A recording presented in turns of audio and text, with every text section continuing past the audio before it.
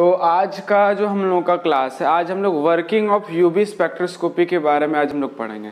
तो जैसा कि हम लोग पिछले वाले क्लास में जो है स्पेक्ट्रोस्कोपी के इंट्रोडक्शन की हम लोग बात कर रहे थे, उसके बाद वाले क्लास में हम लोग यूवी स्पेक्ट्रोस्कोपी के इंट्रोडक्शन की बात कर रहे थे, वो किस तरह से वर्क करता है उसके बारे में। तो आज हम लोग को यूवी स्पेक्ट्रोस्कोपी का प्रॉपर वर्किंग ये कैसे करता है, उसका किस तरह से इंस्ट्रूमेंटेशन है, वो आज हम लोग इसमें जानने वाले हैं। ठीक है, तो जैसा कि हम लोग जानते हैं कि हम लोग यूवी स्पेक्ट्रोमीटर जो हम लोग लेते हैं, यूवी स्पेक्ट्रोमीटर एक इंस्ट्रूमेंट होता है, एक डिवाइस होता है, ठीक है, जिसमें हम लोग रेडिएशन को मतलब जिसमें हम लोग सैंपल को डालते हैं, वहां से रेडिएशन निकलता है और उसी में एक ग्राफ बनता है। ठीक, उसी में ग्राफ बनता है। तो जो मॉलिक्यूल्स जो है, जो भी सैंपल हम लोग लिए हुए, वो सैंपल का जो मॉलिक्यूल जो एनर्जी को जो एब्जॉर्ब करता है, उसका रेंज जो हुआ करता है वो 200 से 800 नैनोमीटर तक होता है। ठीक है, 200 से 800 नैनोमीटर तक का जो वेवलेंथ है, उसी वेवलेंथ वाले रेडिएशन को वो सैंपल हमारा एब्जॉर्ब करेगा। अब ये जो 200 से जो 800 नैनोमीटर का जो रेडिएशन है, इस रेडिएशन को अब दो कैटेगरी में बांटा गया, दो पार्ट्स में डिवाइड कर दिया।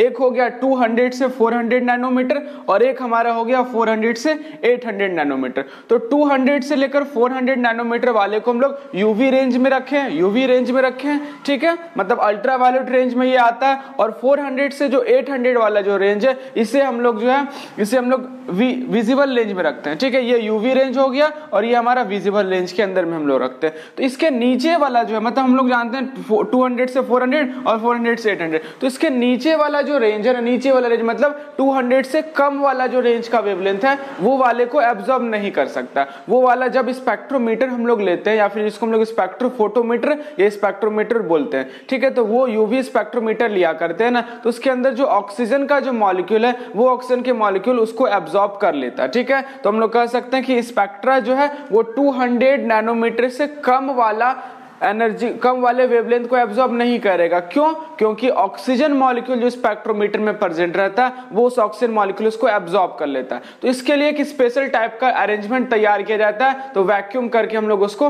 अरेंज करते हैं, उसको मेजर करा जाता है। ठीक है ना, तो 200 से लोग नहीं करते। अब यहाँ पर हम लोग उसके बाद अगर देखते हैं, इसका इंस्ट्रूमेंटेशन कुछ इस तरह से हुआ करता है। तो किसी भी यूवी स्पेक्ट्रम को ऑब्जर्व करने के लिए, उसको डिटेक्ट करने के लिए इस तरह से अरेंजमेंट तैयार कर दिया जाता है। तो सबसे पहले हम लोग लाइट सोर्स यहां पर लेंगे, तो लाइट सोर्स यहां से लिया जाएगा। तो लाइट सोर्स दोनों के लिए अलग अलग यूज करेंगे हम लोग। अगर हम लोगों को यूवी रेडिएशन चाहिए ना, तो यूवी रेडिएशन के लिए हम लोग क्या हाइड्रोजन डिस्चार्ज लैंप का यूज करते हैं। बेसिकली हाइड्रोजन डिस्चार्ज लैंप का यूज करते हैं, जिससे हम लोग को यूवी रेडिएशन मिलता है। ठीक है, और अगर हम लोग को क्या विजिबल रेडिएशन चाहिए, तो सिंपल सा हम लोग जो टंगस्टन वाला जो बल्ब रहता है, वो टंगस्टन वाले बल्ब को अगर लेते हैं, तब उससे विजिबल लाइट हम लोग को मिलता है, जिससे हम लोग देख सकते हैं। ठीक है, विजिबल लाइट। अब यहाँ पर क्या है, लाइट सोर्स प्लेस कर दिया गया। उसके बाद यहाँ पर जो है एक कॉलीमेटर यानी कि लेंस लगा दिया जाता है, जिस लेंस से जितना भी लाइट है सारा इस जगह पर जो है फोकस होकर के प्रिज्म में पड़ जाए।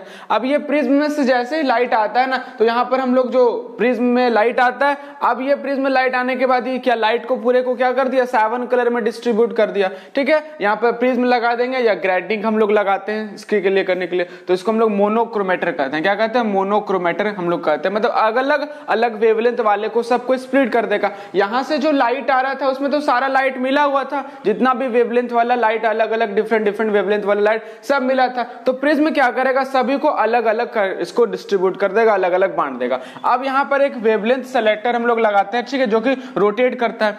अब यहाँ से लाइट क्या होगा, यहाँ से आएगा, लाइट आएगा। अब ये जो लाइट जा रहा है ना, तो इसको हम लोग यहां से गया। अब जो भी सैंपल है, वो सैंपल को हम लोग लेते हैं। अब वो जो सैंपल है, वो सैंपल को हम लोग एक ऐसा सॉल्वेंट में डिसॉल्व कर देते हैं, जो सैंपल जो है, वो जो सॉल्वेंट है, वो खुद एब्जॉर्ब नहीं करे रेडिएशन को, वो खुद एब्जॉर्ब नहीं करेगा रेडिएशन को। तो उसके लिए बेसिकली हम लोग 95% इथेनॉल, ठीक है, हेक्सेन या तो वाटर हम लोग लेते हैं। तो अलग अलग सॉल्वेंट में जो ग्राफ जो आता है ना, तो वो जो ग्राफ है वो शिफ्ट कर जाता है, अलग में अलग हो जाएगा। मतलब अलग अलग सॉल्वेंट में जो एब्जॉर्प्शन का जो शिफ्ट है वो वेरी करेगा, डिफरेंट आएगा।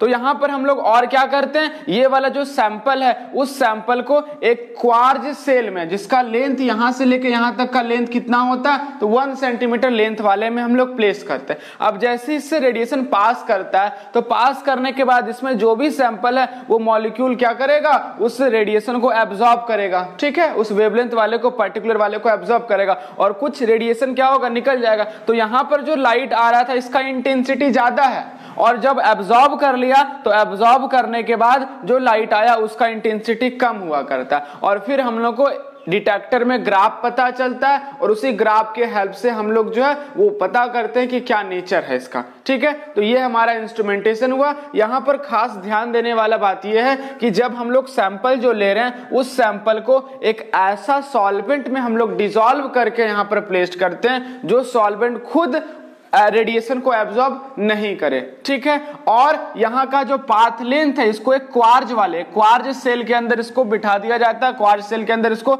रख दिया जाता है जिसका लेंथ रहेगा, पाथ लेंथ कितना 1 सेंटीमीटर हुआ करता है, ठीक है। चलो अब उसके बाद अलग अलग अगर हम लोग लेते हैं सॉल्वेंट तो अलग अलग क्या होगा, ग्राफ का शिफ्टिंग हमारा अलग अलग आएगा और रिकॉर्डर के द्वारा जो रिकॉर्ड होकर आता है उससे हम लोग डिटेक्ट कर लेते हैं, उससे आइडेंटिफाई कर लेते हैं कि मॉलिक्यूल्स का क्या स्ट्रक्चर है, उसका क्या आइडेंटिफिकेशन हम लोग सारा जो है वो कर लेते हैं, ठीक है। अब हम लोग इसके बाद देखते हैं, ये जो हम लोग देखे अब इंस्ट्रूमेंटेशन, ये कुछ बेसिक लॉ पर बेस्ड है, ठीक है ना, जिसको हम लोग एब्जॉर्प्शन लॉ के नाम से जानते हैं, ठीक है, एब्जॉर्प्शन लॉ। तो दो तरह का एब्जॉर्प्शन लॉ हम लोग यहां पर जानेंगे, एक हमारे पास में हुआ करता है बियर्स लॉ और एक हमारे पास होता है लैम्बर्ट लॉ। इन दोनों को कंबाइन करके एक लॉ बना दिया जाता है जिससे हम लोग बियर्स लैम्बर्ट लॉ के नाम से जानते हैं। तो अब हम लोग को बारी बारी से वो टॉपिक के बारे में जानना है। सबसे पहले क्या, बियर्स लॉ। तो बियर्स लॉ क्या कहता है कि जब हम लोग कोई भी इंसिडेंट रे यहां पर लाते हैं कुछ इंटेंसिटी वाला,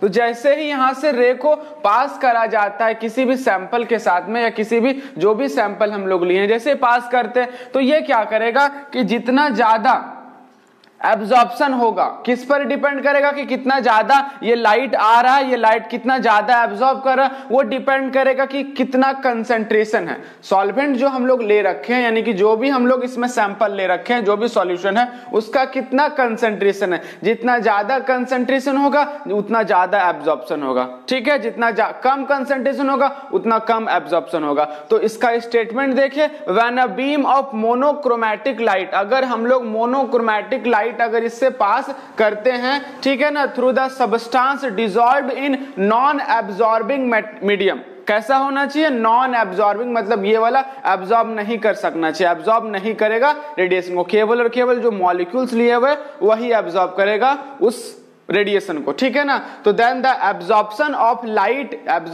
light is directly proportional to the molecular concentration of the substance, ठीक है। तो जब हम लोग कोई भी मोनोक्रोमैटिक लाइट को अगर सैंपल से पास करेंगे, उस सैंपल को डिसॉल्व करेंगे किसमें, एक नॉन एब्जॉर्बिंग मीडियम में, तो जो भी एब्जॉर्प्शन होगा, जितना एब्जॉर्ब कर रहा है रेडिएशन, वो डायरेक्टली किसके प्रोपोर्शनल होगा, कंसंट्रेशन के डायरेक्टली प्रोपोर्शनल होगा, कितना इसका कंसंट्रेशन है। तो मैथमेटिकली हम लोग इसको इस तरह से देख सकते हैं, लॉग, ठीक है, आई नॉट मतलब इंटेंसिटी है लाइट का, अभी इंसिडेंट इंटेंसिटी इनिशियल वाला, ठीक है, शुरू में जब लाइट का था एब्जॉर्प्शन से पहले का, और ये एब्जॉर्प्शन के बाद जो आया उसका इंटेंसिटी कुछ घट जाएगा, क्योंकि एब्जॉर्ब ना कर लिया तो एब्जॉर्ब करने से इसका इंटेंसिटी कुछ ना कुछ घट जाएगा। तो ये हमारा रहा शुरू वाला और ये हमारा एब्जॉर्प्शन के बाद का। तो वही इसको हम लोग ऐसे मैथमेटिकली एक्सप्रेस कर सकते हैं, लॉग आई नॉट, ठीक है, और बटे क्या आई डायरेक्टली प्रोपोर्शनल किसका, कंसंट्रेशन। तो इसको हम लोग कहते हैं बियर्स लॉ, उसको क्या कहते हैं, बियर्स लॉ कहते हैं, ठीक है। चलो अब नेक्स्ट हमारे पास में दूसरा लॉ आता है लैम्बर्ट लॉ। अगला लॉ क्या है,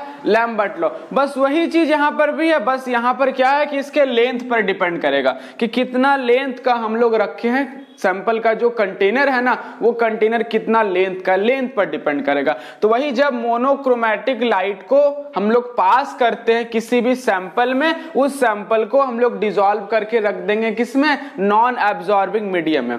तो जितना एब्जॉर्प्शन होगा रेडिएशन का, वो एब्जॉर्प्शन किस पर डिपेंड करेगा, कितना पाथ लेंथ हमारा है कंटेनर का, उसके पाथ लेंथ पर डिपेंड करेगा। यही कहलाता है, ठीक है, क्या एब्जॉर्प्शन लॉ हम लोग कहते हैं, मतलब कह सकते हैं व्हेन अ मोनोक्रोमैटिक लाइट या when a beam of light is passed through a sample या substance, the absorption of light is proportional to the path length of substance। ये जो path length है यहाँ से यहाँ तक उस पर डिपेंड करेगा। अगर हम लोग मैथमेटिकली अगर इसको देखने की बात करें तो मैथमेटिकली वही सिंपल लॉग, ठीक है, आई नॉट बटे आई डायरेक्टली प्रोपोर्शनल एल, यहाँ पर आई इंटेंसिटी एब्जॉर्प्शन से पहले का और इंटेंसिटी एब्जॉर्प्शन के बाद का हो गया। तो किस पर डिपेंड कर रहा है, तो डिपेंड कर रहा है ये आई एल पर डिपेंड कर रहा है, कितना यहाँ से लेके यहाँ तक का लेंथ है। इस लॉ को हम लोग लैम्बर्ट लॉ कहते हैं, ठीक है। दो साइंटिस्ट है, बियर और दूसरा क्या लैम्बर्ट, दोनों के द्वारा बनाया गया, bears law and Lambert law. अब इन दोनों लॉ को अगर कंबाइन करें हम लोग, दोनों लॉ जैसा कि हम लोग अभी देखें, according to Beer's law log I not बटे आई, ठीक है, डायरेक्टली प्रोपोर्शनल क्या सी के होता है। अगर हम लोग लैम्बर्ट लॉ देखें तो लैम्बर्ट लॉ के अकॉर्डिंग लॉग आई नॉट बटे आई डायरेक्टली प्रोपोर्शनल किसका, एल का। अगर इन दोनों लॉ को कंबाइन कर दे, ठीक है, ऑन कंबाइनिंग बोथ इक्वेशन, ये दोनों इक्वेशन को, इन दोनों लॉ को अगर कंबाइन कर दें तो कंबाइन करने के बाद हमारे पास कुछ इस तरह से आएगा, ये इसके साथ और ये दोनों कंबाइन होकर क्या हो गया, सी इंटू एल हो गया। यानी कि जो हमारे पास में एब्जॉर्प्शन है वो एब्जॉर्प्शन किस पर डिपेंड करेगा, दोनों पर डिपेंड करेगा, दोनों के प्रोडक्ट का। यानी कि जितना ज्यादा कंसंट्रेशन उतना ज्यादा एब्जॉर्प्शन होगा, जितना ज्यादा लेंथ उतना ज्यादा एब्जॉर्प्शन होगा हमारा। अब यहाँ पर जैसा कि हम लोग को पता है कि प्रोपोर्शनल का साइन हटाते हैं तो कांस्टेंट लग जाता है, तो यहाँ पर एक कांस्टेंट हम लोग लगा देंगे, एप्सिलॉन कांस्टेंट लगा देंगे, ठीक है ना, ई के जैसा है, एप्सिलॉन लगा देंगे, तो इसका नाम है एक्सटिंक्शन कांस्टेंट, ठीक है, इसको हम लोग एक्सटिंक्शन कांस्टेंट कहते हैं। चलो देखो सबसे पहले यहाँ क्या क्या है, तो आई नॉट जो लिए है वही इंटेंसिटी ऑफ इंसिडेंट रे, ठीक है ना, जो इंसिडेंट कर रहा था वो। अब आई जो हमारे पास में है इंटेंसिटी ऑफ ट्रांसमिटेड लाइट हो गया, कि लाइट ट्रांसमिट करके जो जाएगा उसका इंटेंसिटी थोड़ा सा कम होगा, या फिर हम लोग कह सकते हैं इंटेंसिटी, ठीक है, बिफोर एब्जॉर्प्शन और इंटेंसिटी आफ्टर एब्जॉर्प्शन। क्लियर है। चलो अब सी यहाँ पर वही कंसंट्रेशन हो गया, एल यहाँ पर लेंथ हो गया, पाथ लेंथ हो गया सबस्टेंस का, और वही जो ई के जैसा जो सिंबल देख रहे हैं तो प्रोपोर्शनलिटी कांस्टेंट, जिसको मोलर एक्सटिंक्शन कांस्टेंट कहते हैं। क्या कहते हैं, मोलर एक्सटिंक्शन कांस्टेंट कहा जाता है। यहां तक क्लियर है। इसी लॉ को हम लोग कहते हैं बियर लैम्बर्ट लॉ। इसका डेरिवेशन एग्जाम में पूछा जाता है, या पूछ देगा कि what is Beer and Lambert law, तो शुरू से अंत तक यहां तक हम लोग को पूरा लिखना है। चलो अब एक चीज और यहां पर हम लोग देख सकते हैं कि ये वाला जो पार्ट है लॉग आई नॉट बटे आई, इसको हम लोग ऑप्टिकल डेंसिटी या फिर एब्जॉर्प्शन कहते हैं। क्या कहते हैं, एब्जॉर्बेंस कहा जाता है। ऑप्टिकल डेंसिटी या फिर एब्जॉर्बेंस कहते हैं, सबस्टेंस का एब्जॉर्बेंस, कितना एब्जॉर्ब करा वही ने बता रहा है, कितना एब्जॉर्ब करा यही बता रहा है, इसलिए हम लोग एब्जॉर्बेंस या फिर ऑप्टिकल डेंसिटी इसको कहा जाता है। क्लियर है। चलो इसको हम लोग ए से भी रिप्रेजेंट करते हैं, पूरे वाले को ए कह देंगे, एब्जॉर्बेंस के लिए पूरा ना लिखकर ए लिख सकते हैं। तो इस तरह से हम लोग लिख सकते हैं ए इक्वल टू, ठीक है ना, A equal to log I not बटे आई इक्वल टू ये molar extinction constant into C into L. C यहाँ पर हो गया कंसंट्रेशन, एल यहाँ पर हो गया लेंथ। तो इस तरह से हम लोग बियर्स एंड लैम्बर्ट लॉ की बात हम लोग करते हैं। ठीक है,